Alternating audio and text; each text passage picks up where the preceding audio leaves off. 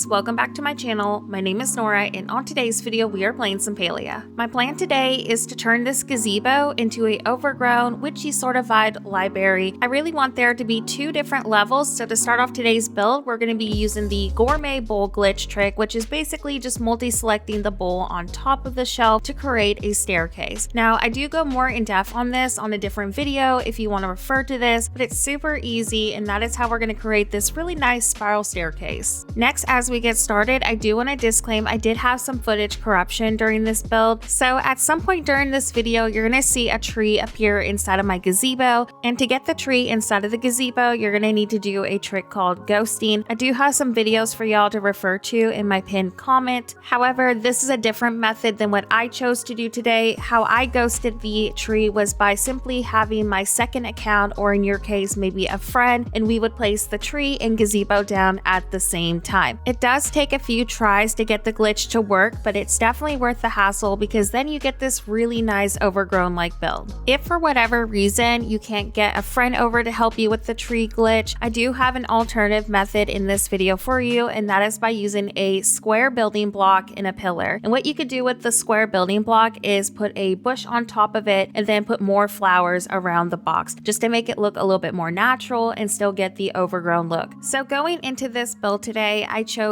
a really neutral color palette. I'm actually planning to swap this to the berry colors because that's my plot theme color right now, but I know not everybody likes the berry color, so that's why I chose something a little bit more neutral. If you're interested in seeing a berry color palette with this build, I will be showcasing it on my next live stream. Anyways, we're gonna work on the layout and I'll see you in a couple of minutes when we cover some additional glitches that I use in this build today, but I hope that everything brings you a ton of inspiration.